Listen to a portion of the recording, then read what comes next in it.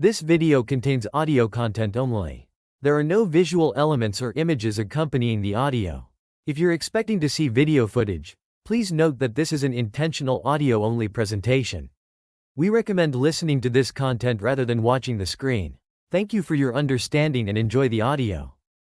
Welcome to an exploration of one of the most fascinating intersections of religion, culture, and human behavior, the relationship between Islam and alcohol.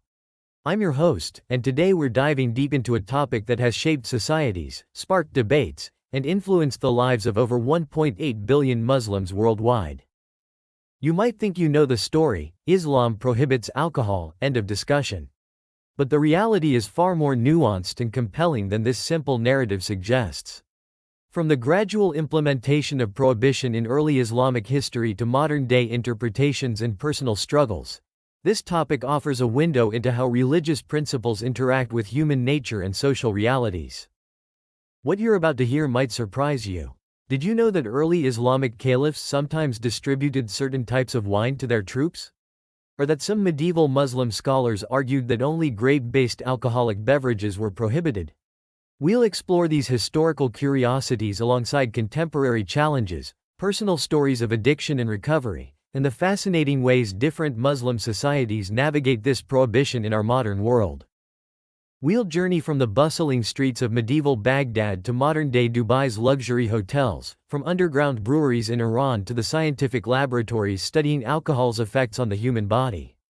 Along the way, we'll encounter kings who drank despite the ban, poets who celebrated wine in their verses, and modern Muslims grappling with questions of identity and faith in an increasingly interconnected world.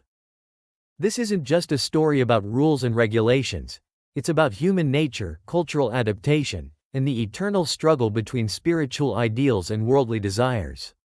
Whether you're Muslim or non-Muslim, a scholar of religion, or simply curious about how faith shapes human behavior, you'll find something fascinating in this exploration. 1. Historical evolution of Islamic alcohol prohibition.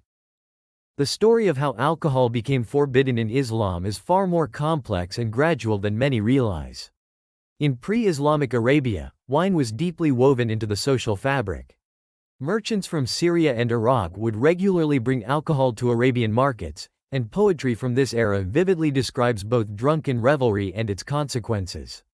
The Bedouin tribes had developed their own drinking cultures, though interestingly, their moral codes already contained strong indictments against behaviors that diverted people from their communal obligations. When Islam emerged in the 7th century, the prohibition of alcohol didn't happen overnight. Instead, it occurred through a fascinating series of 4 distinct Quranic revelations, each progressively stricter than the last. The first merely acknowledged wine as a gift to humankind. The second revelation admitted that while alcohol and gambling had some benefits, their sins outweighed their usefulness. The third prohibition was practical. Muslims were forbidden from praying while intoxicated. Finally, the fourth revelation declared alcohol an abomination of Satan's handiwork. This gradual approach proved remarkably effective. As one scholar from the University of Medina explains, the Arabs were heavily dependent on alcohol. An immediate, total ban would have been difficult to implement. Instead, the gradual approach allowed people to recognize the wisdom behind the prohibition and adjust their lives accordingly. This strategic implementation stands in stark contrast to other historical prohibition attempts, such as America's failed experiment with alcohol prohibition in the 1920s. What's particularly interesting is how early Muslim societies dealt with this new prohibition. The Umayyad and Abbasid caliphates, despite officially banning alcohol, often had more relaxed attitudes. Historical records show that some caliphs would distribute cooked wine, tila, to their troops, believing that the cooking process removed its intoxicating properties. However, this practice was eventually banned when it was discovered that fermentation could resume in the storage amphorae. The evolution of the prohibition also sparked fascinating theological and legal debates. The Hanafi school of Islamic law, one of the earliest and most influential, initially took a surprisingly nuanced position. They argued that only grape-based alcoholic beverages were strictly forbidden, while those made from other sources like honey, barley, or dates might be permissible if not consumed to the point of intoxication. This interpretation traced its roots back to prominent early Muslims including Umar, the second caliph, and Abdullah ibn Masud. Perhaps most intriguingly, poetry from the Islamic Golden Age reveals a complex relationship with alcohol that persisted despite the ban. Some of the most celebrated Muslim poets wrote extensively about wine, leading to endless debates among scholars about whether these were mere metaphors for divine ecstasy or evidence of continued wine consumption among certain social classes. The famous Persian poet Omar Khayyam, for instance, filled his verses with wine imagery that still sparks debate about whether he was writing about literal or metaphorical intoxication. The implementation of the alcohol ban also varied significantly by region and era. In medieval Islamic Spain, Al-Andalus, wine production continued among both Muslims and non-Muslims, with some rulers taking a relatively tolerant approach. In contrast, other regions saw strict enforcement, with punishment for drinking ranging from lashes to imprisonment. This regional variation created a rich tapestry of interpretations and practices that continues to influence Muslim societies today. What's particularly fascinating is how the prohibition influenced trade and economics in the medieval Islamic world. While alcohol was banned for Muslims, many Islamic empires permitted non-Muslims to produce and consume it, often taxing these activities heavily. This created complex economic and social dynamics, with some rulers finding themselves caught between religious principles and practical governance. The historical record also reveals surprising medicinal exceptions. Islamic physicians like al-Razi and Ibn Sina, Avicenna, sometimes prescribed alcohol-based medicines, leading to detailed discussions about when such uses might be permissible. These medical debates helped establish principles about necessity and intention that would influence Islamic legal thinking far beyond the question of alcohol. 2. Religious reasoning and scholarly debates. The Islamic prohibition of alcohol presents one of the most fascinating examples of religious law adapting to human nature and social reality. At its core, the religious reasoning behind the prohibition stems from the Quranic principle that while alcohol may have some benefits, its harms outweigh any potential good.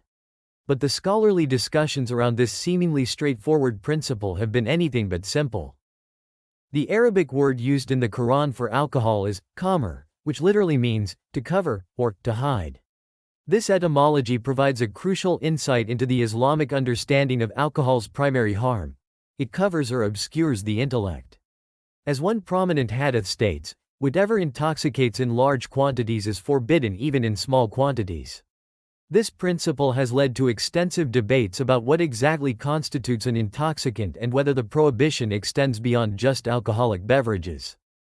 The theological discourse becomes particularly interesting when examining how different schools of Islamic thought approached the issue. The Hanafi school, historically one of the most influential, initially held that only grape and date wine were explicitly forbidden, while other fermented beverages might be permissible if not consumed to the point of intoxication.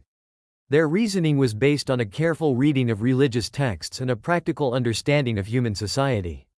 However, by the 12th century, even the Hanafi school had embraced the general prohibition of all alcoholic beverages.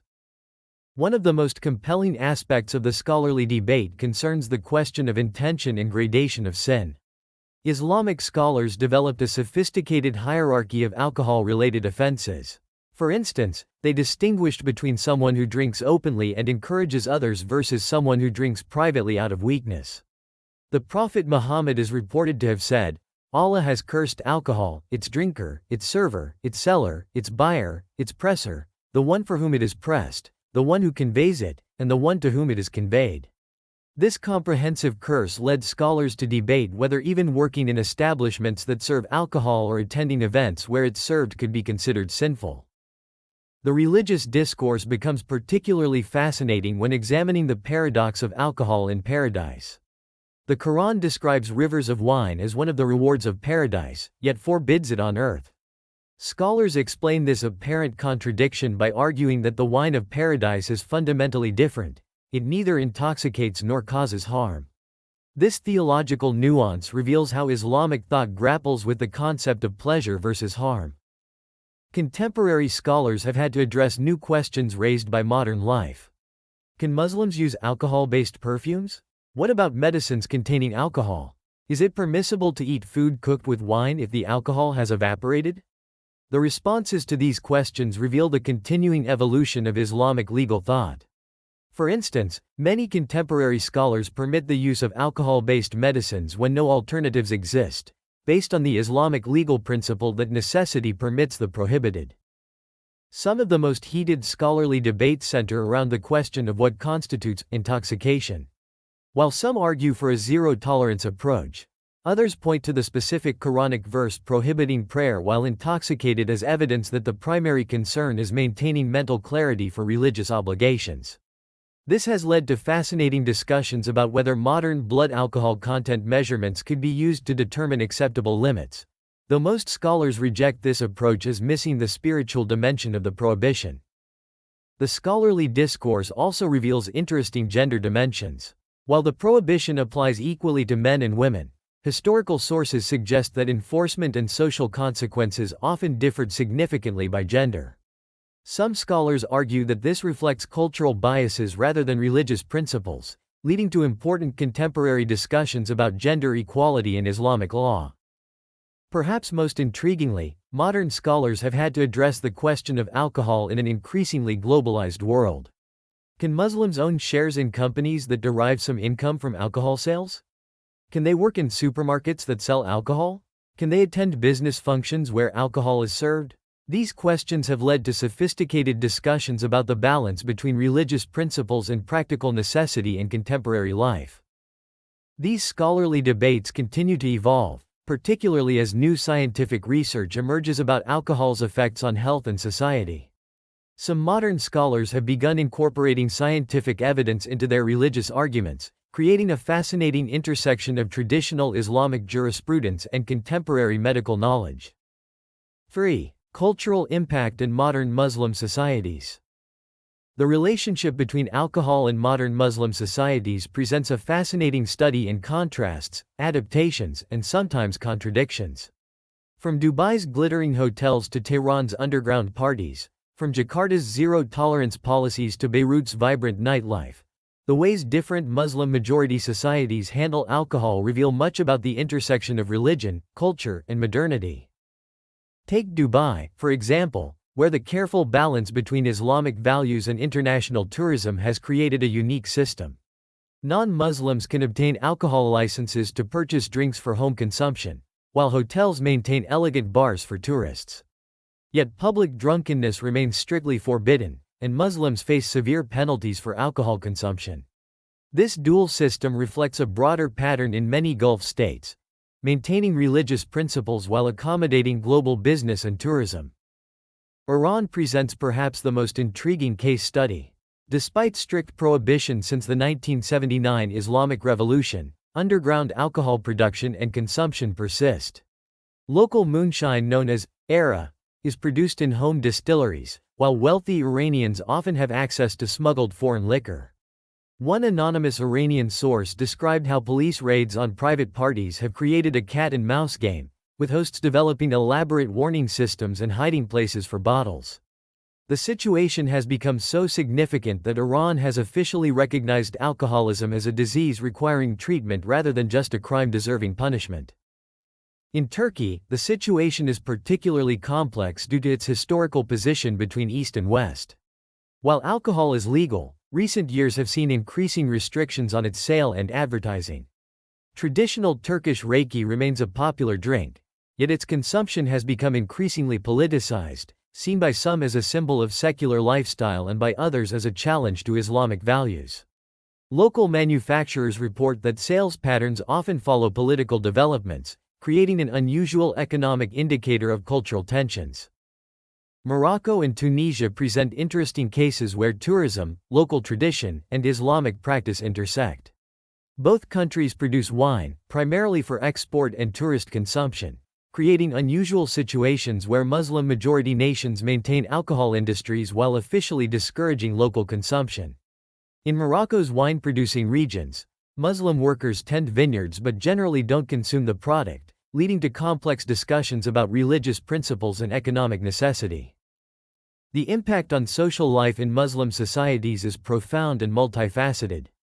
Wedding celebrations, for instance, have evolved different traditions to create festive atmospheres without alcohol. One wedding planner in Malaysia described how they've developed elaborate mocktail bars and juice pairing menus for traditional multi-course wedding feasts, creating new cultural traditions that align with religious values. Perhaps most fascinating is how the alcohol prohibition has influenced Muslim minority communities in Western countries. Many Muslim-owned restaurants in places like London or New York have found creative ways to maintain profitability without alcohol sales, often developing sophisticated non-alcoholic alternatives.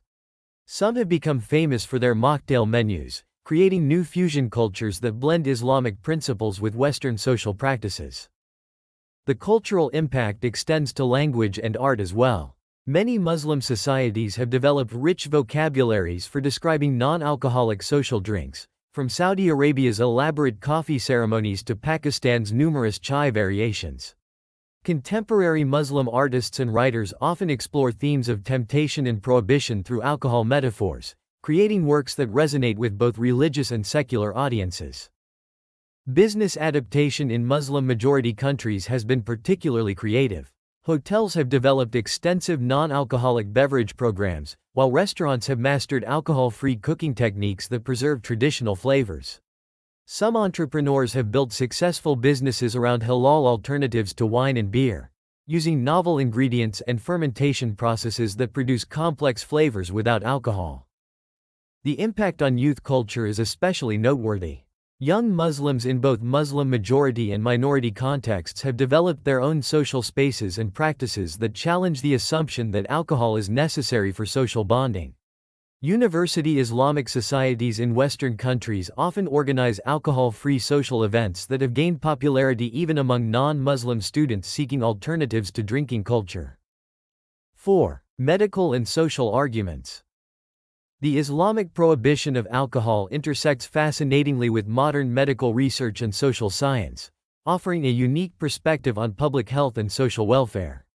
While the religious prohibition was established long before scientific understanding of alcohol's effects, contemporary research has provided interesting support for many traditional Islamic arguments against alcohol consumption. From a medical perspective, recent studies have complicated the once popular notion that moderate alcohol consumption might offer health benefits. As one researcher quoted in our sources noted, even small amounts of alcohol can have negative effects on brain structure. This aligns remarkably well with the Islamic legal principle that whatever intoxicates in large quantities is forbidden even in small quantities. Muslim medical scholars from the medieval period, like al-Razi and Ibn Sina, had already documented alcohol's harmful effects on the liver and brain, observations that modern medicine has extensively confirmed.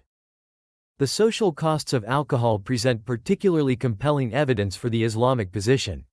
According to WHO statistics cited in our sources, 3.3 million deaths annually are attributable to alcohol consumption worldwide. The impact extends far beyond the drinker, affecting families, communities, and society at large. One study mentioned that people have approximately 7 times increased risk for suicide attempts soon after drinking alcohol, with this risk increasing to 37 times after heavy use. Personal stories from Muslim addiction counselors provide powerful insights into the social dynamics of alcohol abuse. One counselor in the UK described working with Muslim clients who struggled with alcohol addiction. They face a double stigma, the shame of addiction itself and the religious prohibition. This often makes them reluctant to seek help until the problem becomes severe. This has led to the development of specialized addiction treatment programs that incorporate Islamic principles alongside modern therapeutic approaches. The economic arguments against alcohol consumption are equally striking. Muslim economists have pointed out how alcohol-related healthcare costs, lost productivity, and social services drain public resources. One study from Iran showed that despite strict prohibition, the country still faces significant economic costs from alcohol-related problems, primarily from underground consumption and its consequences. The impact on family structures has been particularly well documented. Multiple studies cited in our sources show higher rates of domestic violence, divorce, and child neglect in households where alcohol is consumed regularly. This aligns with the Islamic emphasis on family preservation and social stability. One hadith quoted in our sources states, "Alcohol is the mother of all evils," a statement that finds support in modern social science research linking alcohol to various forms of social dysfunction. Modern neurological research has provided fascinating insights into how alcohol affects decision-making and impulse control, supporting the traditional Islamic concern about alcohol's impact on rational judgment. Brain imaging studies show how alcohol impairs the prefrontal cortex, the area responsible for complex decision-making and moral reasoning. This scientific understanding adds depth to the Quranic description of alcohol as something that prevents remembrance of God and proper prayer. The relationship between alcohol and violence has been particularly well documented in contemporary research. Statistics from various countries show that a significant percentage of violent crimes, sexual assaults, and domestic abuse incidents involve alcohol. This data provides compelling support for the Islamic view that alcohol prohibition serves as a preventive measure against social harm.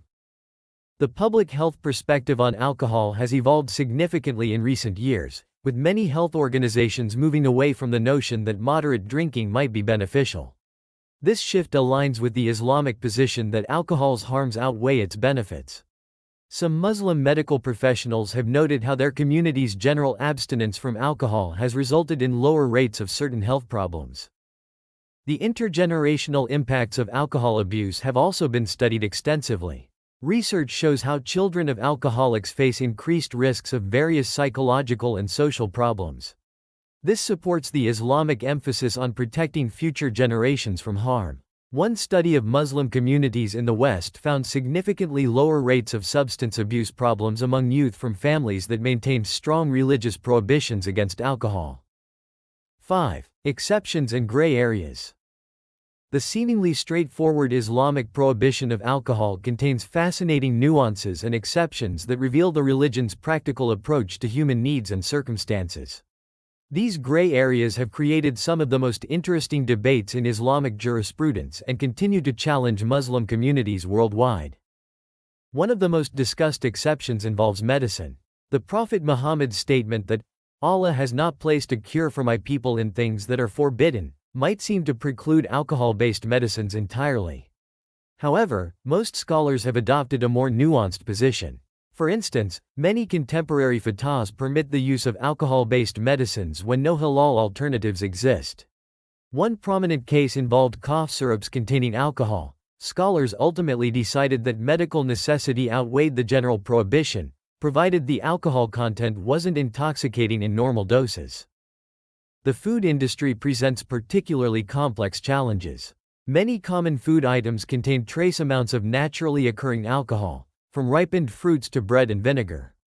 Islamic scholars have generally agreed that these trace amounts are permissible, establishing what's known as the principle of transformation. As one scholar explained, when the substance fundamentally changes its nature, like grape juice fermenting into vinegar, the ruling changes with it. This has led to fascinating discussions about exactly when and how such transformations occur. Consider the case of vanilla extract, which typically contains 35% alcohol. Many Muslims avoid it entirely, while others argue it falls under the principle of transformation since it's used in tiny amounts and can't cause intoxication. Similar debates surround soy sauce, some types of bread, and various food additives. One Muslim food scientist described spending years developing alcohol-free alternatives to common food extracts specifically for the Islamic market. Perhaps the most interesting gray area concerns non-drinking Muslims working in environments where alcohol is present. Can a Muslim work as a flight attendant serving drinks? Can they stock shelves at a supermarket that sells alcohol? One imam in London described counseling a Muslim student who got a part-time job at a pub. He wasn't drinking or serving alcohol himself, just washing dishes, but he was troubled about contributing to an environment that served alcohol. These situations have led to complex religious rulings that consider necessity, degree of involvement, and alternative employment options. The treatment of alcoholism presents another critical exception. While drinking remains prohibited, many Islamic scholars now recognize alcoholism as a disease requiring medical treatment rather than just punishment. In Iran, despite strict prohibition, the government has established addiction treatment centers that help alcoholics, recognizing that punishment alone doesn't solve the underlying problem. One recovered alcoholic described how his imam helped him seek treatment. He told me that while drinking was a sin, seeking help was an act of worship. Financial matters create their own set of gray areas. Can Muslims invest in companies that derive some income from alcohol sales? Many modern Muslims invest in mutual funds that might include hotel chains or supermarkets that serve or sell alcohol. Islamic finance scholars have developed detailed guidelines about acceptable percentages of impure income in investment portfolios, typically allowing up to 5% of revenue from prohibited sources. Social situations present particularly challenging gray areas. Many Muslims face questions about attending business functions where alcohol is served or participating in traditional ceremonies that involve alcohol. One Muslim business executive described his approach. "I'd attend the functions but keep a glass of water or juice. It's about finding the balance between maintaining professional relationships and staying true to my principles." Then there's the question of alcohol in cooking. While the general rule is that alcohol used in cooking remains prohibited, some scholars argue that if the alcohol completely evaporates during cooking, the resulting food becomes permissible. This has led to detailed discussions about cooking temperatures, evaporation rates, and residual alcohol content. One halal certification organization developed specific guidelines for testing residual alcohol in prepared foods. Some of the most intriguing exceptions involve non-alcoholic beer and wine. While many Muslims avoid these completely to avoid any resemblance to alcohol, others argue they're permissible since they contain no intoxicants. This has led to a growing market for halal-certified non-alcoholic beverages, particularly in the Gulf states where companies have developed sophisticated alternatives to traditional alcoholic drinks. 6. Personal stories of Muslims and alcohol. The human dimension of Islam's relationship with alcohol emerges most powerfully through personal stories, revealing the complex reality behind the religious prohibition. These narratives range from struggles with addiction to cultural conflicts, generational differences, and the challenge of maintaining religious identity in diverse societies. One particularly moving account comes from Karen, an African-American Muslim convert who battled alcoholism before and after her conversion. "I used alcohol to numb my anxiety and depression," she shares. "Even after accepting Islam, I struggled secretly for years. The shame was doubled because now I wasn't just an alcoholic, I was a Muslim who drank."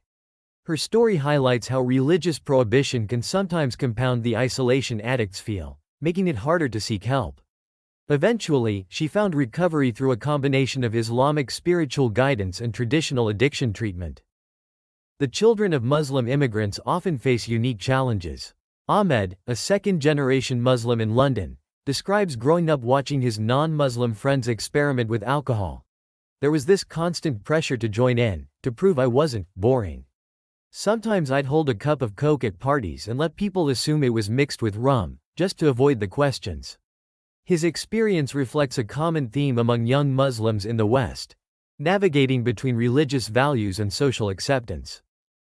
Professional environments create particular challenges. Fatima, an investment banker in New York, describes the delicate balance she maintains. Client meetings often involve drinks.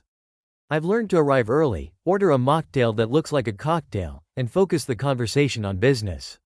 Some clients respect my choice not to drink, while others seem uncomfortable or keep pressing me to just have one." Her strategy reflects the creative ways Muslims maintain their religious principles while building professional relationships in alcohol-friendly environments.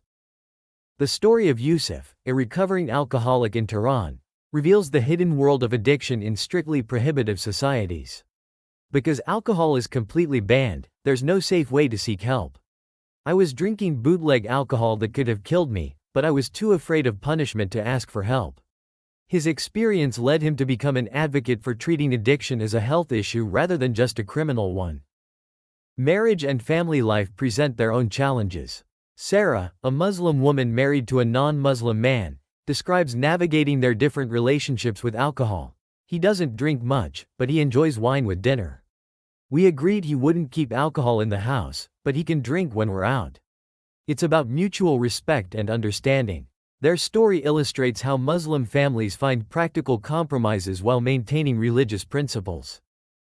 Cultural transitions can be particularly challenging. Ali, who moved from Saudi Arabia to study in Australia, describes his shock at campus drinking culture. "I'd never seen alcohol consumed openly before. The first time my classmates invited me to a pub, I didn't know how to refuse without seeming rude or antisocial." He eventually found a balance by organizing alcohol-free social activities and being open about his religious choices. Some stories reveal unexpected positive aspects of abstaining from alcohol. Amina, a Muslim businesswoman, notes how being known as a non-drinker has actually helped her career. "In business meetings, I'm always clear-headed when others might be slightly impaired. Some clients specifically request morning meetings with me because they know I'll be sharp and focused." The generational divide appears in many narratives. Hassan, an imam in Michigan, shares how he counsels families. "Parents who grew up in Muslim-majority countries often don't know how to help their children navigate situations involving alcohol here. We're developing new approaches that acknowledge the reality of living in a drinking culture while maintaining our principles." Perhaps most poignant are stories of those who discovered Islam after struggling with alcohol. James, a convert who had previously battled addiction, describes finding peace in prohibition. "When I accepted Islam, the absolute nature of the prohibition actually made it easier to stay sober. There was no gray area, no, just one drink. The clarity was liberating." 7. Implementation and enforcement in Islamic states. The ways different Islamic states implement and enforce alcohol prohibition offer a fascinating window into the practical challenges of applying religious law in modern society. From Saudi Arabia's total ban to Malaysia's dual legal system, each country has developed its own approach, often reflecting a complex balance between religious principles, cultural norms, and practical realities. Saudi Arabia represents perhaps the strictest implementation, where alcohol prohibition is absolute and enforced with severe penalties. Yet even here, reality is more complex than it appears. One former diplomat revealed, despite the ban, there's a thriving underground market for SIDIKI, home-brewed alcohol, in compound communities, and some wealthy Saudis maintain private stocks acquired through diplomatic channels. The Saudi government recently made headlines by allowing alcohol sales to foreign diplomats in designated diplomatic zones, a careful first step in relaxing restrictions while maintaining general prohibition. Iran's approach has evolved significantly since the 1979 revolution. While alcohol remains strictly forbidden, authorities have gradually shifted from purely punitive measures to a more nuanced approach. "We realized we couldn't solve the problem through punishment alone," admits one Iranian health official. The country now officially recognizes alcoholism as a disease, operating rehabilitation centers even while maintaining criminal penalties. This dual approach has created some unusual situations, like clinics that treat alcoholics while technically not acknowledging how they obtained alcohol in the first place. Malaysia presents one of the most interesting models with its dual legal system. Muslims are prohibited from drinking under Sharia law, while non-Muslims can freely purchase and consume alcohol. This creates some peculiar situations. Bars must check religious status on ID cards, and Muslims face penalties for drinking while their non-Muslim friends legally enjoy alcohol at the same table. One Malaysian police officer described the challenges. "We sometimes raid establishments that serve Muslims alcohol, but it's complicated when you have mixed groups socializing together." Pakistan's alcohol laws reveal how colonial history influences modern implementation. The country maintains a system of permits allowing non-Muslims to purchase alcohol, a remnant of British rule. However, this has led to some unexpected consequences. Reports suggest some permits are sold on the black market, and certain shops allegedly sell to Muslims while maintaining the fiction of exclusive non-Muslim sales. One Pakistani journalist noted, "Everyone knows which shops will sell to Muslims, but it's all done with a wink and a nod." Dubai's approach perhaps best exemplifies the modern balancing act between religious principles and commercial interests. The emirate requires residents to obtain alcohol licenses while maintaining numerous bars and clubs and hotels for tourists. This has created what one observer called alcohol zones, designated spaces where drinking is acceptable while maintaining general prohibition in public areas. A Dubai police officer explained, "We're strict about public drunkenness and driving under influence, but what people do in licensed premises is their business." Sudan's recent experience offers insights into how alcohol policies can shift with political changes. In 2020, after 30 years of strict prohibition, the country allowed non-Muslims to drink alcohol privately. This change came as part of broader reforms, though implementation remains complicated. One Sudanese lawyer described the challenges. We're still figuring out how to balance religious principles with personal freedoms in a multi-religious society. Enforcement methods vary dramatically between countries. In some places, religious police actively monitor for alcohol consumption, while others take a more reactive approach, only enforcing when public order is disturbed. The penalties range from fines and imprisonment to public lashing in some countries. However, many states have begun moving away from corporal punishment, reflecting changing attitudes about appropriate penalties. Technology has introduced new challenges for enforcement. Social media and delivery apps have made it easier to arrange private alcohol sales, while also providing new tools for authorities to monitor potential violations. One cybercrime unit in Kuwait described finding elaborate online networks for alcohol distribution, operating through coded messages and private groups. Perhaps most interesting are the unintended consequences of strict enforcement. Many countries have seen a rise in dangerous home brewing practices, leading to occasional fatalities from methanol poisoning. This has forced some authorities to quietly prioritize public health over strict enforcement, focusing resources on preventing dangerous bootleg alcohol rather than all consumption. 8. Comparative religious views on alcohol. The Islamic prohibition of alcohol becomes particularly fascinating when viewed alongside other religious traditions' approaches to alcohol consumption. This comparative perspective reveals how different faiths have grappled with the same substance, often reaching remarkably different conclusions while sometimes sharing similar underlying concerns. Christianity's relationship with alcohol presents the most striking contrast to Islamic views. While Islam prohibits alcohol entirely, Christianity has incorporated wine into its most sacred ritual, the Eucharist. As one religious scholar notes, Jesus' first miracle was turning water into wine at Cana, yet the same action would be considered problematic in Islamic tradition.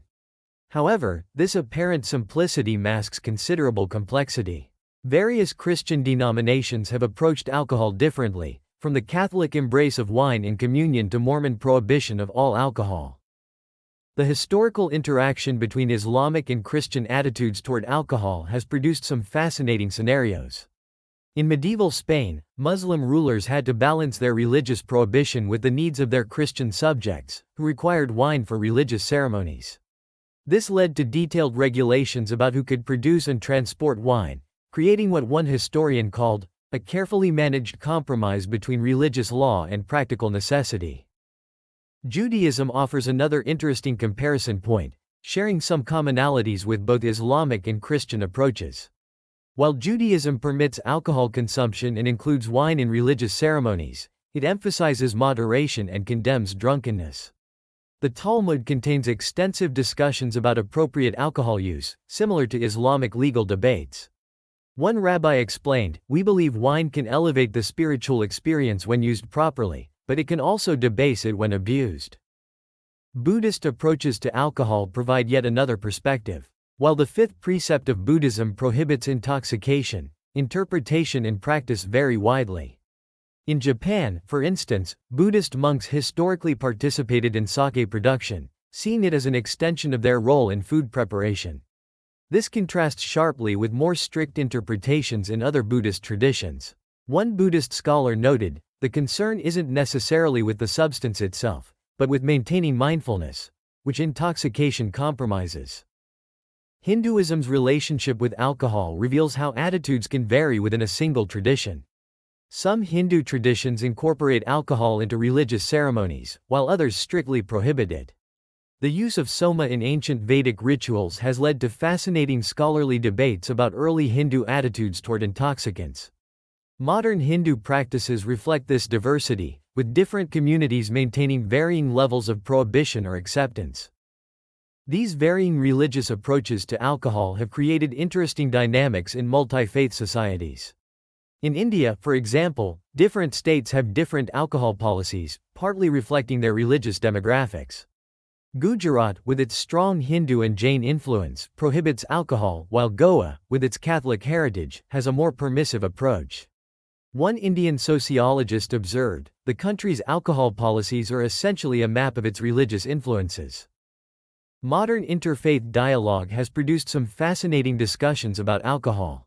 One remarkable example comes from a joint Muslim-Christian addiction recovery program in Lebanon, where participants found common ground in their struggles despite their different religious frameworks. The program director noted, whether alcohol is forbidden or permitted, both traditions recognize its potential for harm.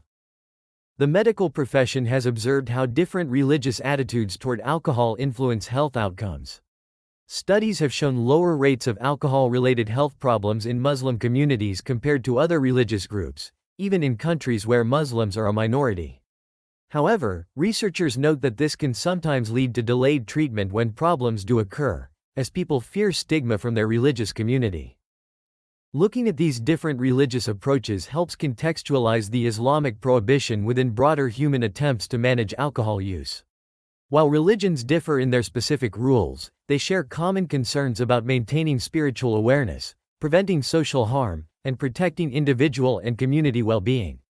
As one comparative religion scholar concluded, each tradition's approach to alcohol reflects its broader understanding of human nature and our relationship with the divine. In exploring the complex relationship between Islam and alcohol, we've uncovered a story that goes far beyond simple prohibition. From its gradual historical implementation to modern-day challenges, from personal struggles to state policies, this topic reveals profound insights about human nature, religious adaptation, and social change. What becomes clear is that religious principles don't exist in isolation. They interact with cultural norms, personal choices, and practical realities in fascinating and sometimes unexpected ways. We've seen how different societies have adapted Islamic teachings to their specific contexts, creating a rich tapestry of approaches to alcohol prohibition. The personal stories we've encountered remind us that behind every religious rule are real human experiences, struggles with addiction, challenges of maintaining identity in diverse societies, and the ongoing effort to balance spiritual ideals with worldly realities. These narratives humanize what might otherwise seem like abstract religious principles. Looking ahead, it's clear that Muslim communities will continue to face new challenges in navigating alcohol prohibition in an increasingly interconnected world. From emerging technologies to changing social norms, each generation must find its own way to maintain religious principles while engaging with the broader society. If you found this exploration interesting, please consider subscribing to our channel for more deep dives into religious and cultural topics. We're particularly interested in hearing your thoughts and experiences. How does your community approach this issue? What challenges have you observed or experienced? Share your perspectives in the comments below. Remember, understanding different approaches to alcohol across cultures and religions isn't just about learning rules and prohibitions. It's about appreciating how faith shapes human behavior and how communities adapt to change while maintaining their core principles. Thank you for joining me on this fascinating journey through one of the most interesting intersections of religion, culture, and human behavior. Until next time, stay curious and keep exploring.